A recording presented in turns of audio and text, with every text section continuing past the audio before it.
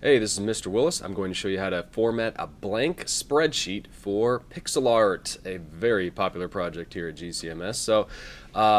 When you open up a brand new spreadsheet, it's going to look something like this.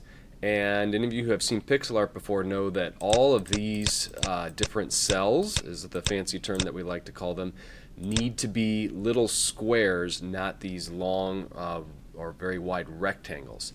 And also, if you start rolling down, you see how there's there's 1,000 rows in this spreadsheet. We want to get rid of them.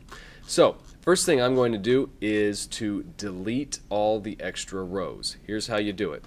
Over on the very right side of your screen, you see here's our little scroll bar, and you can just click on that, hold, and drag all the way down to the bottom. I recommend doing this rather than rolling your wheel, because if you roll your wheel it goes much more slowly. I'd still be rolling at this point. Alright, now that I'm down at the bottom and I can see I'm all the way down to row 1000, I'm going to put my mouse on that 1000, and I don't want to put it over on one of these cells. I want to put it right on the 1000. Click and drag my mouse up and just drag it all the way. You see I've moved my mouse up to the top, and these numbers are kind of going crazy here, counting up as I go.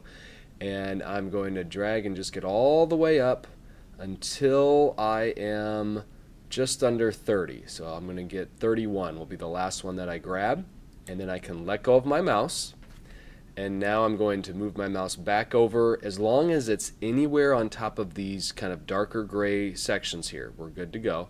And I'm going to do a right click, so the opposite mouse button, and then I'm going to choose delete rows 31 through 1000. And there we go. Now all those rows are gone, and you can see my spreadsheet actually hits a bottom down here. It's very important to do that, otherwise when we go to print your finished pixel art, it will want to print all those extra rows, and you get in big trouble with Mr. Willis. So don't do that. Next, I'm going to shrink down all of these columns so that I get that more square shape for all of our cells. The way I do that is I'm going to take my mouse up here to column A, click and drag, so you see I'm highlighting all the columns. I'm going to go ahead and highlight all the way to Z. I don't have to go nearly as far as we did when we were doing the rows. And then I'm going to let go. And now that I have all of those highlighted, if I resize one column, it will resize all of them. So watch, I'll just go to this column N right here, right in the middle.